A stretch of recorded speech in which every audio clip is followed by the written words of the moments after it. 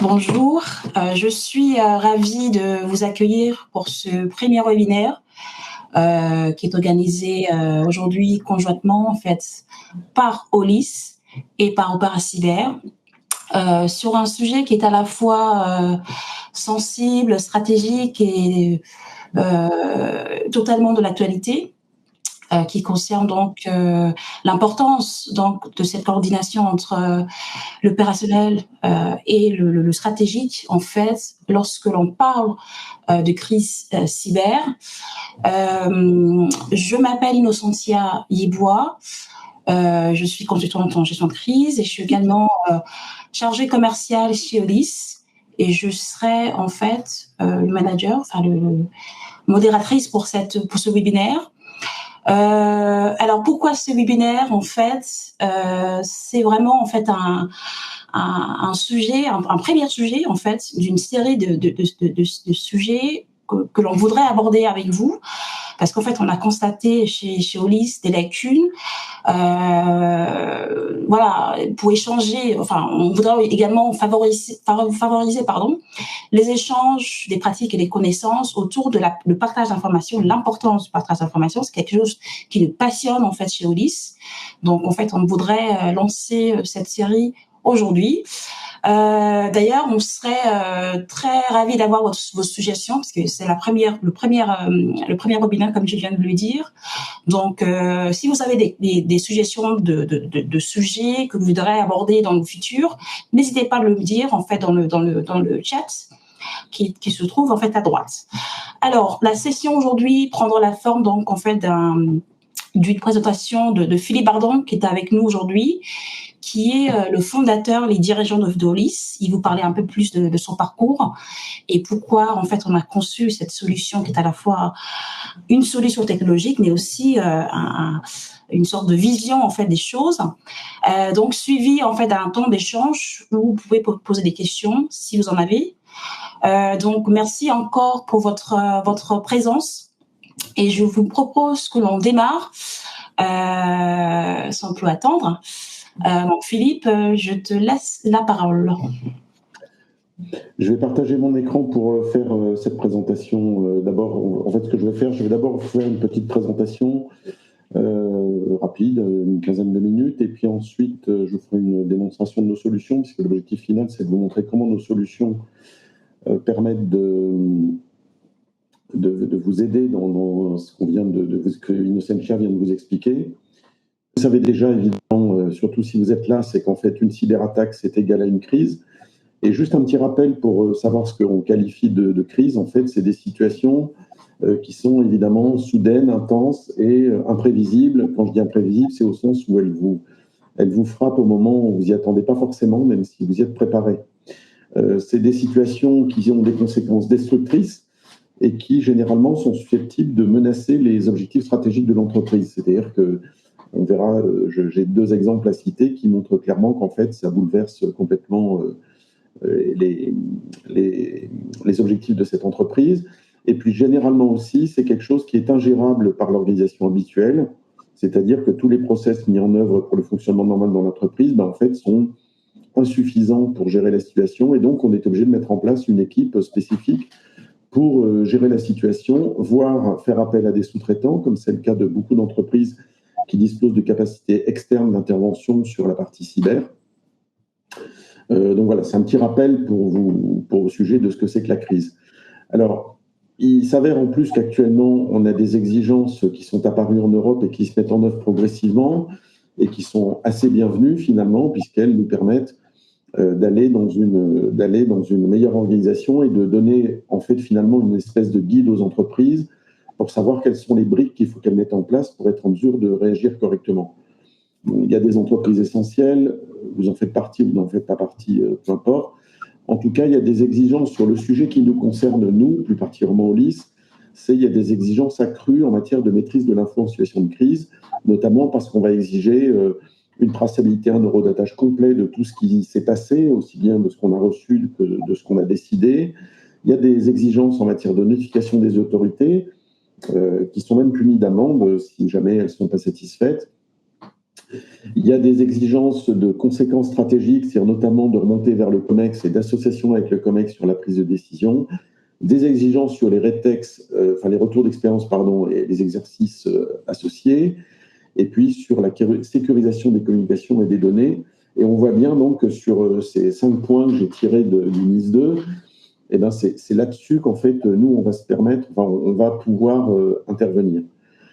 Alors, sur les crises cyber d'une manière générale, ça c'est assez vrai sur l'ensemble des crises, mais en particulier sur les crises cyber, les erreurs observées qu'on rencontre le plus couramment, alors peut-être que dans votre cas, il y en a certaines, c'est le cas, d'autres, c'est pas le cas, mais c'est quand même un schéma assez constant qui, évidemment, avec l'entraînement, permet de l'améliorer, mais bon, voilà, on a des problèmes de qualification de situation et d'engagement du dispositif de gestion de crise, ce qui se traduit par des mobilisations trop longues, voire des mobilisations qui sont un peu déconnectées entre la cellule du SI, qui, a priori, en général, est assez en veille et peut réagir assez rapidement.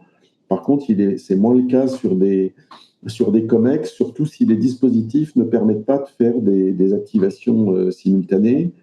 Ça se retrouve en fait dans le fait qu'on a des enjeux techniques ou des décisions techniques qui sont prises très en avance, ce qui est plutôt une bonne chose, mais avec un COMEX qui est un peu débranché de cette affaire et qui intervient éventuellement trop tardivement. On a des communications publiques qui sont pas cohérentes avec la situation technique, voire des communications techniques qui sont volontairement rassurantes, alors qu'en fait, ça n'est pas tout à fait le cas au plan technique. Et ce qui fait que si ça dégénère au plan technique, en fait, la communication est totalement débranchée, et ce qui crée des enjeux de réputation majeurs. On a toujours des enjeux, c'est-à-dire quand on met des décisions prises en silo, en fait, c'est le fait qu'on ait des gens qui travaillent dans leur isolement et qui ont des difficultés à communiquer entre eux pour partager les informations et les décisions.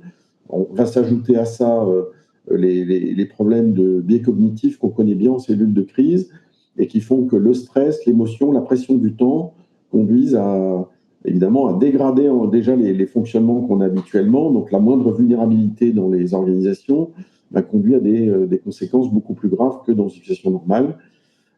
Et puis après, il y a tout cet aspect sur lequel on intervient, nous, beaucoup, c'est la traçabilité des plans d'action. C'est-à-dire qu'en fait, les décisions ne sont pas forcément enregistrées, ou alors elles sont enregistrées sur un cahier, elles sont enregistrées dans Excel, chacun a son petit fichier Excel. Et donc, à la fin, on ne comprend plus trop ce qui se passe. Et donc, ce qui va avec le fait qu'on a un problème d'outils de partage sur tout ce qui relève des informations et des décisions, ce qui pose des problèmes. Donc, à différents degrés, ça, c'est ce qu'on observe le plus couramment. Et je suis sûr que ça éveille en vous des choses que vous avez déjà vécues en tout ou partie. Alors, j'ai pris 2 cas qui m'ont paru intéressants, qui sont certes très importants dans leurs conséquences, mais il y en a sûrement d'autres qui ont des conséquences peut-être moindres, mais il n'empêche que ce sont des situations qui ont été difficiles à gérer. Et donc, dans les 2 cas, on voit que sur le premier, on a un COMEX qui a été mal informé, qui a tardé à réagir, ce que je vous expliquais tout à l'heure, avec une communication externe assez confuse. Ça s'est traduit par tout un ensemble d'hôtels qui ont été fermés, 100 millions d'euros de pertes et des impacts lourds sur la réputation de l'entreprise liés à la manière dont elle a traité ses clients, dans la manière dont elle a communiqué avec eux.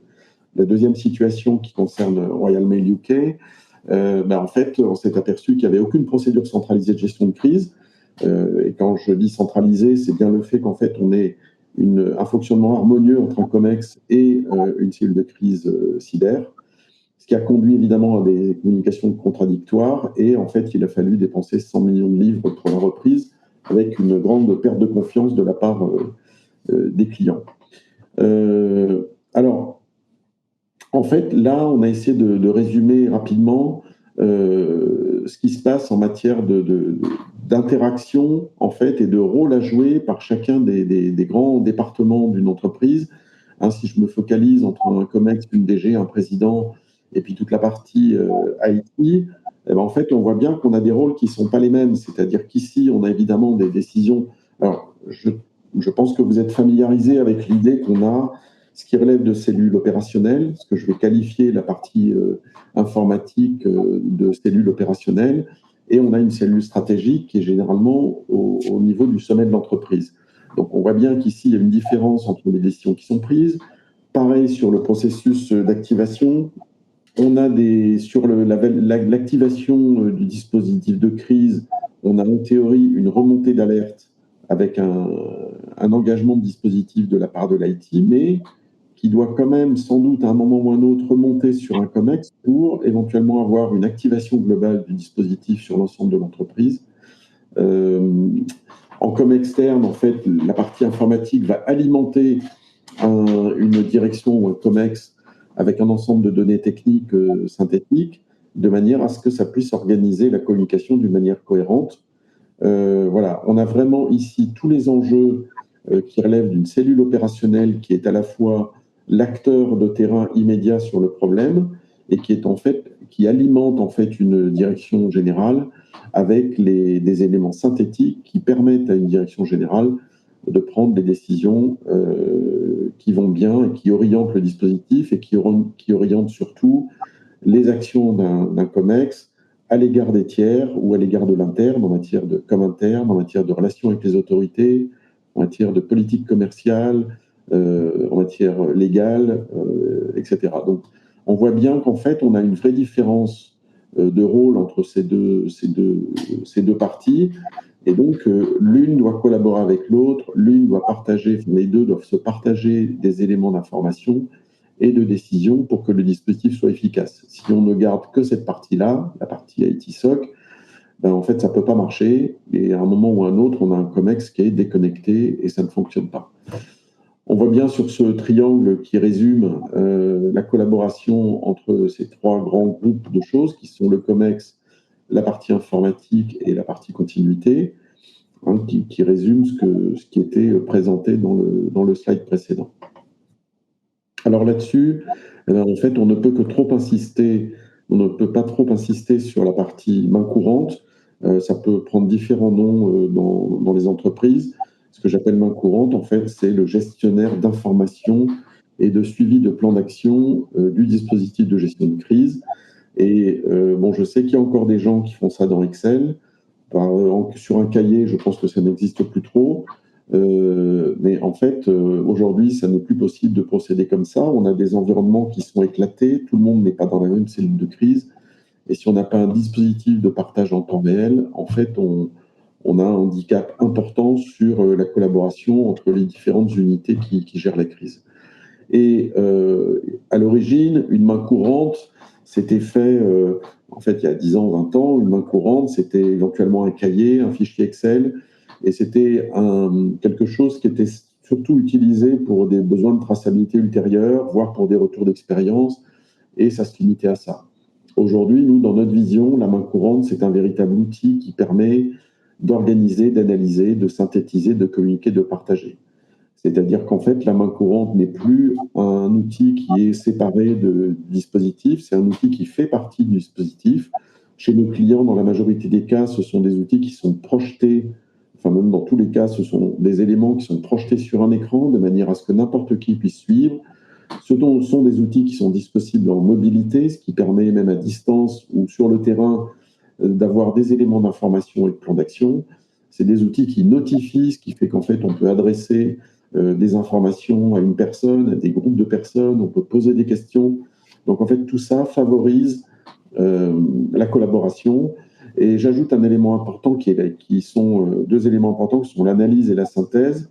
C'est-à-dire que sur une main courante qui, peu à peu, sur des crises qui durent un certain temps, on peut se retrouver avec beaucoup d'entrées. La majorité des gens qui cherchent à comprendre, c'est très compliqué pour eux d'être en mesure de comprendre une situation à partir de la lecture de la totalité. La partie analyse et synthèse est fondamentale. Et donc, on a des gens qui sont en charge de cette partie, qui sont des spécialistes de la gestion de l'information et qui vont pouvoir proposer des éléments synthétiques sur ce qui se passe. Voilà. Donc, nous, là-dedans, comment on intervient sur la base de tout ce constat que je viens de vous faire? Eh bien, très naturellement, nous, on intervient d'abord sur la partie qualification et mobilisation. Donc là, on a plusieurs éléments, mais on a en particulier une application dans laquelle chaque entreprise met ses questionnaires. Alors, ça peut être des questionnaires sur n'importe quel type d'événement. Hein. Là, on parle de cyber. mais ça peut être un questionnaire qui va porter sur des enjeux réputationnels, sur un incendie, sur le suicide d'un salarié sur le lieu de travail, enfin tout ce qu'on veut. Donc chaque client met tous ses questionnaires à l'intérieur. On a évidemment des gens qui sont agréés pour utiliser tel ou tel questionnaire selon leur profil. Donc si on a un questionnaire qui porte sur le cyber, évidemment qu'on va avoir plutôt des gens qui sont dans ce domaine, puisque le questionnaire va passer en revue un certain nombre de questions qui portent sur la résilience ou l'état des systèmes informatiques. Alors, le gros avantage de ce type de fonctionnement, il est double. Il est d'abord de pouvoir qualifier une situation de manière objective, c'est-à-dire que plutôt que de faire un mail qui va décrire quelque chose ou de faire un appel téléphonique qui va décrire quelque chose, le fait de passer au travers d'un questionnaire objectif va permettre au lecteur de ces notifications, de ces messages, d'avoir des éléments beaucoup plus objectifs. Ça, c'est un avantage majeur. C'est-à-dire quand vous lisez, vous avez, on va le voir tout à l'heure, vous avez 10 questions avec les réponses apportées, et donc vous savez à peu près ce qui se passe. Quand je dis à peu près, c'est qu'il y a toujours des éléments exogènes qui ne sont peut-être pas prévus dans le questionnaire, mais qui peuvent être complétés sous une autre forme. La deuxième chose importante, deuxième avantage qui me paraît important, c'est qu'en fait, ça garantit que tous les gens qui sont susceptibles de porter vers le haut une alerte, en fait, le font tous de la même manière. Parce que selon l'expertise des uns et des autres, vous pourriez avoir des sensibilités différentes, des cultures différentes. En fait, là, vous avez la garantie que n'importe qui va passer au travers du même tamis de questions et donc proposer les mêmes éléments objectifs d'appréciation de ce qui se passe. Donc ça, ces deux avantages me paraissent très importants. Et donc, je ne peux que vous inviter, quelle que soit la forme, à avoir ce genre d'outils, qui soient informatiques ou qui soient sur papier. Bon, sur papier, c'est moins pratique, évidemment. Voilà. Et le troisième élément important dans ce genre d'outil, c'est de mobiliser l'équipe de crise. Donc l'avantage, évidemment, c'est de pouvoir appuyer sur un bouton et qu'immédiatement, ça va vous notifier les bonnes personnes qui sont dans les bonnes fonctions.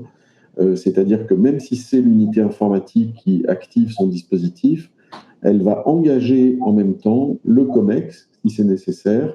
Et donc, on a la garantie que la totalité des acteurs requis par une situation sont immédiatement engagés dans le dispositif. Et donc, nous, on observe aujourd'hui chez nos clients des mises en œuvre qui sont faites en moins de 5 minutes grâce à ce genre de technologie. Et je pense que dans les crises, comme vous le savez, chaque minute compte. Donc, évidemment que 5 minutes, c'est un avantage énorme.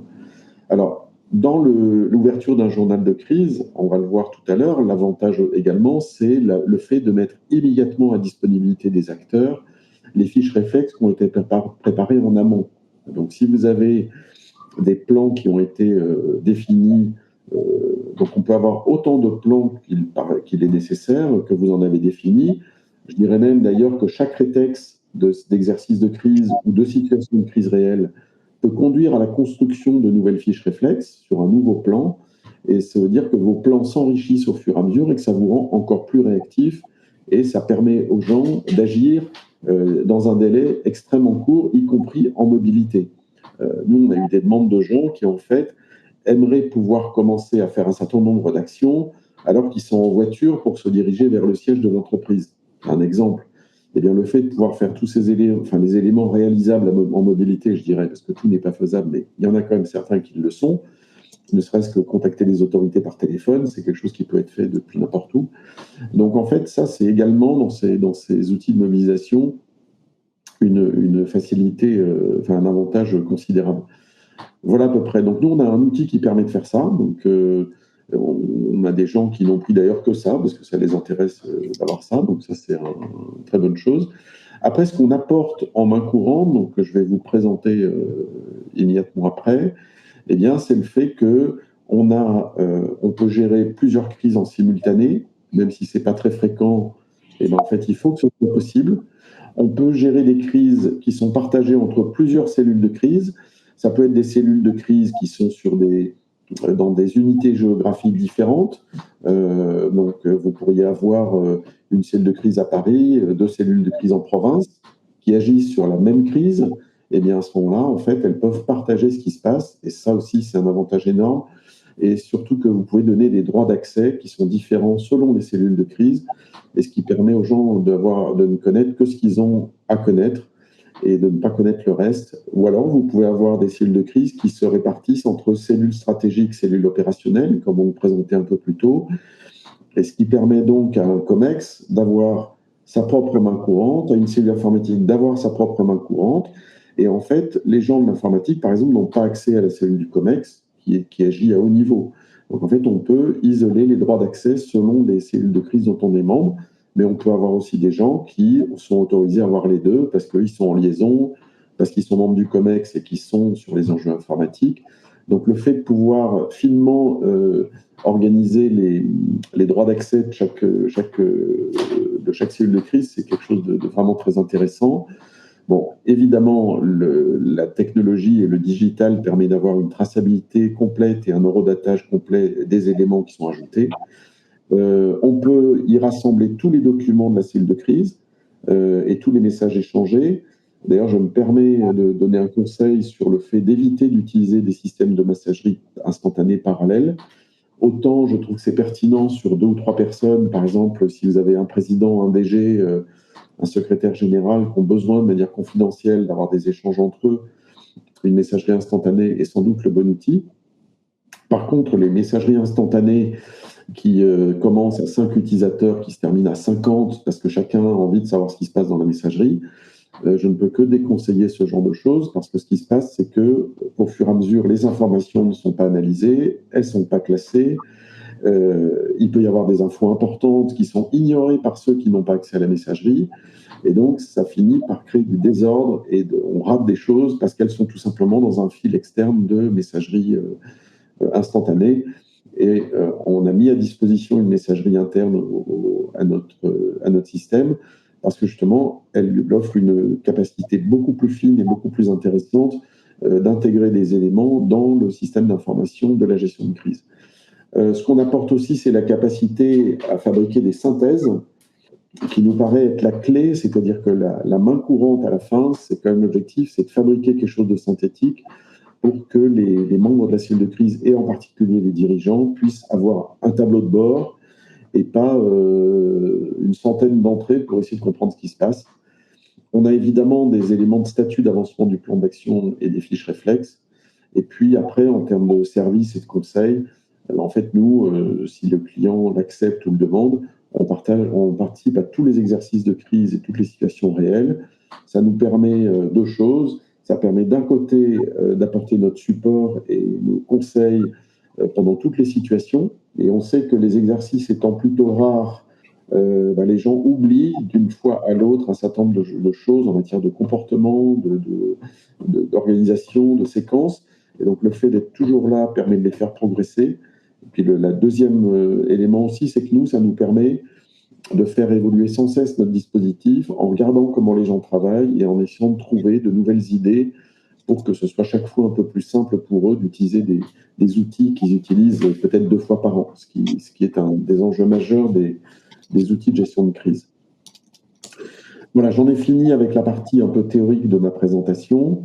Je crois qu'Inno a mis ce document en ligne, me semble-t-il, et si vous le souhaitez, vous pouvez cliquer sur ce lien ou sur celui qui est en entrée. Ça vous permettra d'accéder à une page où vous pourrez, si vous le souhaitez, réserver avec nous un créneau plus individualisé de démonstration. Ce que je vais faire maintenant, je vais vous présenter... donc là, c'est une application mobile, hein, elle est sur mon Mac, mais en fait, c'est une application mobile. Donc, il nous propose à l'entrée 3 choix, c'est-à-dire que c'est une situation réelle, un exercice ou un entraînement. Je vais choisir l'exercice. Et là, en fait, il va me proposer un certain nombre de questionnaires. Comme vous le voyez, ce sont des questionnaires très variés. Comme on vient de l'aérien, nous, de notre côté, on a des trucs sur les perturbations des opérations aériennes. Ça peut être des questionnaires sur le corporate, le family care, etc. Et là, j'ai un questionnaire qui porte sur la situation informatique. Donc là, je vais mettre, par exemple, panne complète des systèmes, des messageries. Et là, je vais mettre suspicion de cyberattaque. Ça n'est... Pardon, Ido ? Ah non, ça y est. Okay. Là, j'accède à mon questionnaire. Et donc, ce questionnaire, vous voyez, très simplement, il va vous proposer un certain nombre de questions qui sont typiquement informatiques.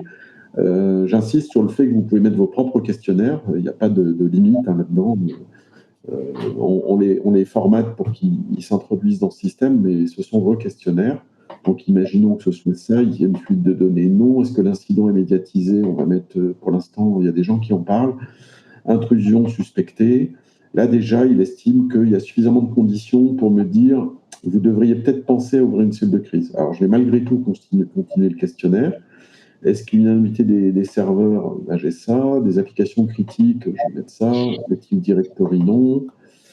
Disponibilité, ben oui, on commence à avoir des postes qui ne sont pas disponibles. Donc là, j'ai atteint un second seuil qui me dit, là, vraiment, on vous recommande quand même d'ouvrir une cellule de crise. Je vais malgré tout poursuivre mon questionnaire. Indisponibilité de l'infrastructure de sauvegarde, compromission de l'Active Directory. Voilà, j'ai fini mon questionnaire.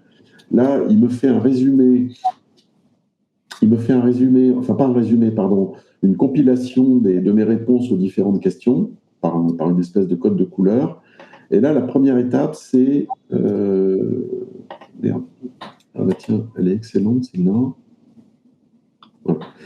Donc là, il me propose en fait d'alerter les dirigeants. Je vais enlever ce monsieur. Donc en fait, il y a plusieurs moyens de l'utiliser. Ça peut être des gens qui ont une autorisation d'évaluation mais pas d'activation. Ça peut être utilisé par des gens qui ont directement une autorisation d'activation.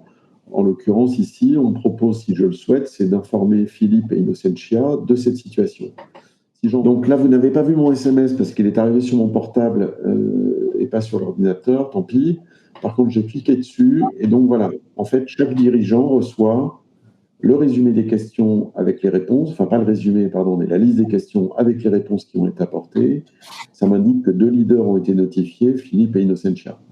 Donc ça déjà, c'est un avantage énorme de pouvoir, j'ai une description, les conséquences là, et j'ai la liste des réponses qui ont été apportées, ce qui est un élément très important de compréhension de ce qui se passe. Ensuite, je peux poursuivre vers l'activation. Comme j'ai choisi un questionnaire qui porte sur du cyber, on me propose 2 scénarios possibles, l'un sur l'action illicite, l'autre sur la menace cyber. Et à partir de là, je peux activer mon dispositif. On me propose toutes ces fonctions qui sont des fonctions qui devraient être engagées dans la gestion d'une crise cyber. J'ai des gens qui ne devraient pas y être. Tatiana, oui. Innocentia, voilà.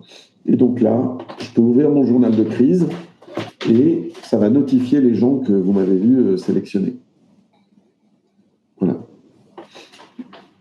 Ça m'indique ici sur l'interface Solis que j'ai un journal de crise qui a été préparé. Et ici, je retrouve bien les 2 titres que j'avais mis.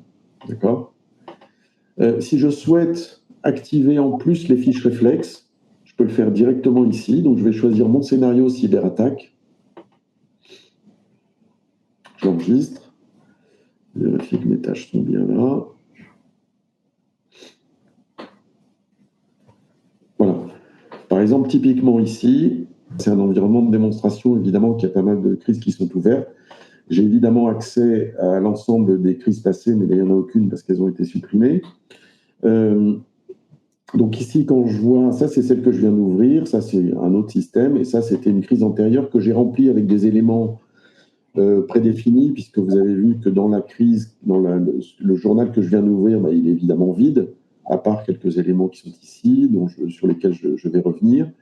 Mais si je prends un journal qui a déjà été traité, vous voyez qu'ici, en fait, j'ai des entrées qui simulent une situation informatique. Donc ici, j'ai une colonne avec tout ce qui relève des informations qui ont été prises.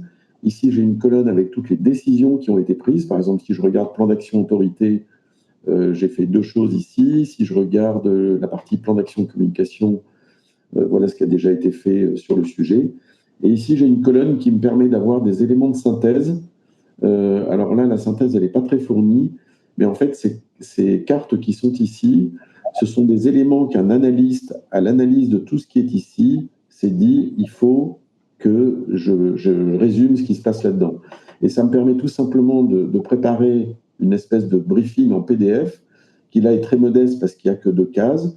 Je vais aller vous en montrer un autre qui sera plus parlant peut-être. Je crois que celui-ci... est plus intéressant. Voilà. Vous voyez qu'ici, par exemple, j'ai un briefing qui est beaucoup plus complet. Et donc, en fait, les analystes ont le choix des rubriques qui souhaitent afficher, qui sont des rubriques qui vont être adaptées, en fait, à la situation. En l'occurrence, là, c'était un événement, un accident industriel, on va dire, enfin un attentat, pardon. Par contre, vous voyez bien que sur une partie cyber, eh ben, en fait, on n'a pas tout à fait forcément les mêmes rubriques qu'on va sélectionner. Voilà. Donc ça, c'est un environnement sur lequel le journal de crise dans lequel en fait la totalité des membres peut écrire. C'est-à-dire qu'ici, quand je regarde les membres de mon équipe de crise, voilà, bon, là on est très peu nombreux évidemment, hein, puisqu'il n'y a que Ino, Tatiana et moi qui sommes engagés. Et voici toutes les fonctions qui sont engagées et que je pourrais éventuellement compléter. C'est-à-dire que je peux tout à fait aller ajouter des gens dans mes fonctions. Et donc, tous ces gens-là vont avoir accès au dispositif et vont pouvoir participer. On a un système d'envoi de messages qui est assez sympa. C'est-à-dire qu'ici, par exemple, je peux tout à fait envoyer un message à Ino. Voilà. As-tu pris connaissance de la situation? Voilà. Vas-y, tu pourras me répondre, Ino, si tu veux. Donc, Ino Senchia peut me répondre. Et il y a aussi quelque chose d'autre qui est intéressant, c'est par exemple, l'ANSSI vient de m'appeler et cherche le numéro du PDG, par exemple. D'accord ? J'ai un message comme ça que quelqu'un a envoyé. Et en fait, c'est dommage parce que ce truc-là, c'est un peu bête qu'il soit dans une messagerie. En fait, je peux tout à fait ici le transférer dans mon journal de crise. Donc ici, on a également les titulaires de chacune des fonctions si on souhaitait les affecter. On a la totalité des documents de l'écrite de crise, de la gestion de crise. En particulier, dans la gestion des tâches, nous, ce qu'on a fait, c'est que chaque tâche qui est proposée par des fiches réflexes, par exemple, si je prends ici mes tâches, là, liste des journalistes, coordonner les actions, etc., chaque tâche, pour nous, soit elle se conclut par c'est fait, soit elle se conclut par il faut que je fournisse une preuve. Par exemple, si on me demande de fournir un état des systèmes informatiques, je suis bien obligé de fournir cet état. Donc cet état, il est exigé pour pouvoir dire que je vous avais fait la tâche en question. Et en fait, tout ce que vous avez vu ici dans la liste des documents qui sont là, tout ce qui est en gris là, c'est des documents qui devraient être fournis par chacune des actions. Par exemple, ici, sur la partie financière, on devrait avoir, ou sur la partie DSI, on devra avoir un document qui porte sur l'impact sur les différents métiers. Et tant que ce document n'a pas été fourni, en fait, on a une alarme pour nous dire qu'il devrait être proposé. Voilà, je ne vais pas aller plus loin dans la partie présentation parce que je pense que je ne voudrais pas trop vous emmêler. Donc, si vous aviez des questions par-dessus ça sera assez intéressant. Donc, on arrive à 54. Ino, je pense que c'est pas mal pour poser des questions, non ? Oui. Et d'ailleurs, je t'ai répondu sur ton message. Ah oui, je vois. Tu vois, j'ai une petite alarme ici, Ino, voilà, qui me dit, voilà. Et j'ai la réponse d'Ino qui me dit, oui, je suis en contact avec notre assureur. Et si je fais transférer ça en notebook, en fait, eh bien, j'ai pas de chance. Ah, mais c'est parce que, en fait, c'est tard. Excuse-moi, c'est parce que j'ai fait un faux truc. J'ai fait un faux truc. Bon, ok, c'est pas grave, c'est de ma faute. C'est parce que j'ai des fausses données qui sont de cet après-midi, là, donc c'est normal. Ok, est-ce qu'il y a des questions, des choses comme ça ? J'avais posé une question tout à l'heure pour savoir, en fait, si quelqu'un parmi vous, en fait, a participé auparavant à une crise, donc évidemment cyber. Et est-ce que vous avez vu en fait la cellule de crise en fait réellement intégrer en fait les métiers, donc le juridique, communication, je ne sais pas, d'autres métiers dès le départ. Je ne sais pas si vous avez vécu cela. Et l'autre question, est-ce que je ne sais pas, pour vous, un SI restauré rapidement suffit en fait à dire que la crise est bien gérée en fait. Enfin, qu'est-ce que pour vous en fait est vraiment le scope d'une gestion de crise avant ce webinaire? Est-ce que ça a changé en fait depuis le début de ce webinaire? J'aimerais avoir votre ressenti par rapport à ça. aussi ce qu'ils utilisent comme technologie éventuelle en main courante. Ouais. Comment est-ce que vous gérez en fait vous gérez l'information simplement en fait, évidemment entre vous, si vous faites partie de l'équipe technique ou IT, et comment cette communication se fait, ce partage d'informations se fait avec d'autres métiers, y compris par exemple la direction générale. Comment est-ce que cela fonctionne et est-ce que vous avez pensé vous pouvez faire autrement aussi? Et puis aussi, je dirais, est-ce qu'il y a des fonctionnalités dont les gens auraient besoin et qui n'ont pas vu sur notre interface, par exemple. Parce que notamment, Philippe, parce que nous, on a quand même en fait vu, des constats qu'on a vus chez d'autres clients ou d'autres prospects, en fait, avant, c'est quoi, en fait, en fait, il y a une sorte on voit, en fait, qu'il y a quand même cet isolement entre les équipes, n'est-ce pas? Si on prend l'exemple de ce grand groupe, qui est notre client, qui utilise en fait actuellement notre solution pour justement en fait faciliter la coordination, le partage d'informations entre donc le SI groupe, n'est-ce pas, et le COMEX. Comment est-ce que ça a changé en fait, parce que tu es assez proche en fait à ce client. Comment est-ce que ça a changé depuis le début, leur perception des choses et actuellement ouais, en fait, je voulais avoir ton ressenti. Oh, j'ai cru que tu parlais. Excuse-moi, j'ai cru que tu parlais. On n'a pas encore de questions, donc je partage un peu notre. Oui, pour ma participation. Quelqu'un qui a écrit oui pour ma participation. Je vais revenir en fait à cela. Il y a quand même Christophe qui dit quelque chose d'assez intéressant. Donc en fait, il a participé, n'est-ce pas, si j'ai bien compris, Christophe, à une crise. Qui a nécessité une grande communication pour permettre aux acteurs de comprendre ce qui se passait et comment agir avec le calme et pondération. D'accord. Et dans ce cas-là, en fait, est-ce que vous vous retrouvez, comment est-ce que vous avez su ou réussi en fait à partager l'information? Non, je vous en prie, Christophe.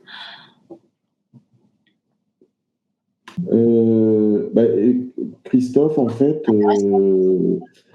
nous, on fait des formations justement sur la maîtrise des biais cognitifs en cellules de crise, sur la manière dont on s'organise en termes de timing et de séquence. Et en fait, si on parvient à donner aux gens d'abord une forme de discipline, en fait, par exemple, il y a des moments où il faut savoir ne pas prendre des appels téléphoniques, parce que si vous faites des points de situation et que les gens n'écoutent pas ce que vous dites, en fait, c'est vraiment, c'est plus que dommage, c'est regrettable. Donc, il y a des moments où il faut savoir faire preuve de méthode, de discipline, organiser le temps, et puis que les gens... alors, c'est un long chemin, parce que nous, on n'est pas des psychologues non plus, donc il ne s'agit pas d'aller faire des choses, je dirais, qui dépassent notre champ d'expertise. Mais par contre, de vous alerter sur les pièges qu'on peut avoir dans les comportements en situation de crise, parce qu'on en observe tous, et aucun d'entre nous ne peut s'en exonérer vraiment.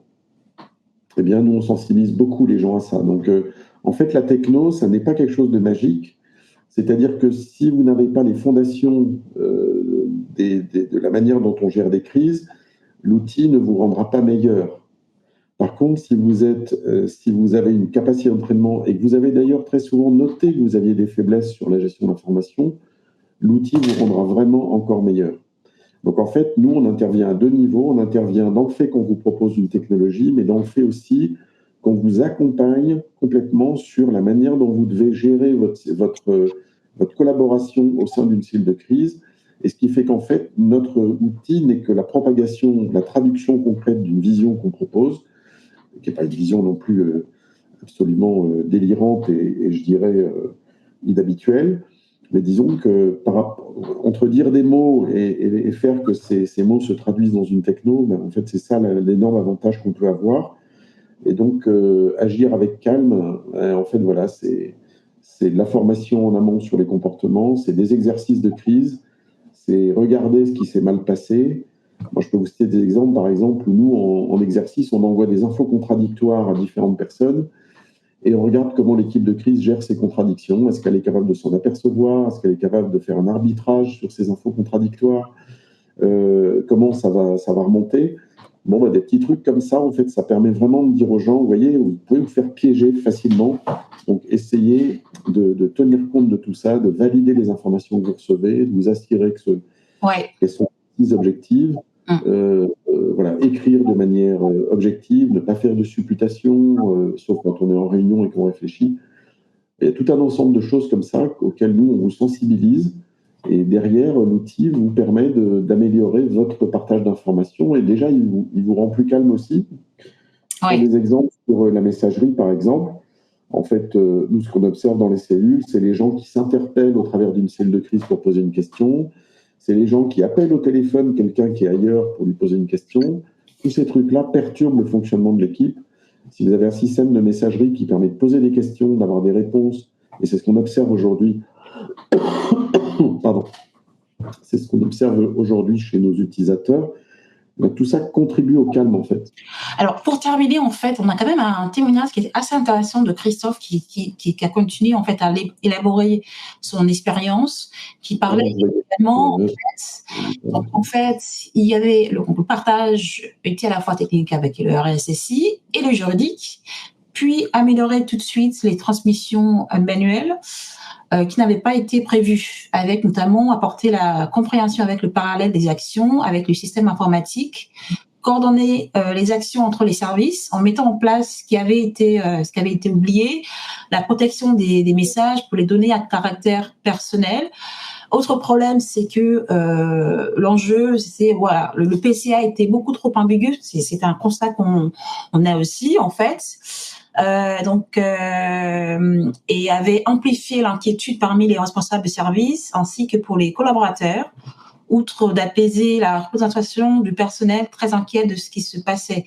C'est très très réel en fait ce que vous nous racontez, Christophe. Déjà, je trouve que, Christophe, ce que je trouve intéressant, c'est que vous avez fait des exercices qui ont élargi le champ d'action, pas seulement à la partie informatique, mais bien au-delà.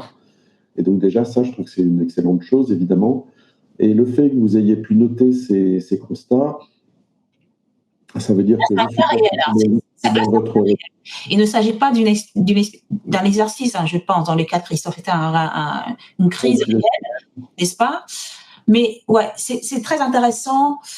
Mais de toute façon, ce que je veux dire par là, c'est que ce soit un exercice ou une situation réelle, au bout du compte, le simple fait de verbaliser ces constats, et j'imagine de les avoir analysés collectivement après votre situation de crise, je suppose que vous avez mis en œuvre des actions correctives, parce que l'ambiguïté du PCA, c'est sans doute quelque chose qui peut se corriger, même si c'est un travail un peu long. Et donc, on voit bien que dans tout ce que vous exprimez, on a des enjeux de qualité de collaboration. Et qu'est-ce qu'il a mis après? L'employeur a compris, c'est conclu un accord d'entreprise au sujet du PCA, un autre pour une mise en place. Ben oui. Donc, ça veut dire que, Christophe, vous avez déjà entrepris un certain nombre de choses sur la base de ce constat, ce qui est déjà une excellente nouvelle, j'allais dire. Et c'est effectivement une situation réelle, en effet, pas un exercice, d'accord, j'ai compris. Mais donc, ça veut dire que vous avez identifié les faiblesses sur la base d'un... J'espère que vous n'avez pas été trop impacté par cette situation de crise cyber. Mais voilà, et je suppose, sans anticiper, mais je suppose que vous avez identifié que dans votre cellule de crise, il y avait un enjeu de partage d'informations et de collaboration. Donc, écoutez, nous, on est à votre disposition si vous souhaitez qu'on en parle un peu plus avant. Si vous êtes dans cette démarche d'amélioration, je pense que c'est le bon moment pour s'en préoccuper. Ce qu'on constate, nous, c'est que sur ces histoires de main courante, surtout en matière de cyber, je dirais qu'un président, la première chose qu'il veut, c'est que déjà les gens soient capables de gérer du cyber. La main courante n'est pas le premier truc auquel on va penser. Un président ou un COMEX, ils se disent, moi, ce que je veux, c'est que vous sachiez me protéger et puis traiter le problème en cas d'attaque. C'est quand même la base, d'accord? La main courante, c'est un sujet qui intervient parce que dans le dispositif, il y a des gens qui ont déjà dû passer l'expérience et qui se disent, ah, on sait qu'il faut quelque chose. Ou alors c'est parce que vous avez vécu une première crise et que vous dites, ah putain, ça nous manquait d'avoir quelque chose qui nous permette de partager. Donc je souscris à ce que vous avez écrit et qui me paraît être assez classique comme retour d'expérience. Bon, à part le PCA ambigu, mais ça, cela dit, hein, c'est vrai que comme moi j'épluche des plans d'urgence, enfin des fiches réflexes, il y a beaucoup de choses qui sont soit pas réalisables, soit mal écrites, soit etc. Et finalement, on essaie de bien faire, mais on a un peu de mal. Et les PCA, il faut toujours les roder à la pratique. Bon, c'était assez intéressant cet échange. Je serais ravie d'ailleurs, Christophe, de continuer cet échange avec vous. Alors, je vous laisse mon adresse mail. Par contre, j'ai une question, Christophe. Je ne vais pas embêter les autres, mais mon amendement en ligne déjà. C'est pourquoi il a fallu faire un accord spécifique d'entreprise au sujet du PCA. Bon, je ne veux pas me mêler de ça, c'est un sujet privé de votre entreprise, mais ça m'intéresse de comprendre pourquoi. Alors, en tout cas, on est arrivé, donc il est 13h07. Merci beaucoup d'avoir pris le temps de partager, d'échanger avec nous, de nous écouter.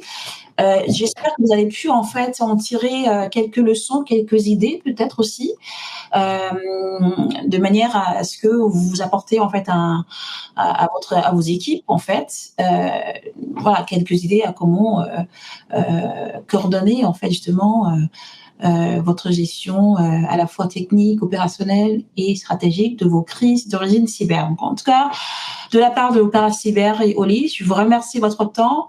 Et n'hésitez pas aussi de nous faire part de quelques idées de webinaires, d'autres sujets à aborder. Je vous remercie, je vous souhaite une très bonne fin de journée, peut-être aussi un beau week-end à vous tous. Merci beaucoup. Au revoir. Au revoir.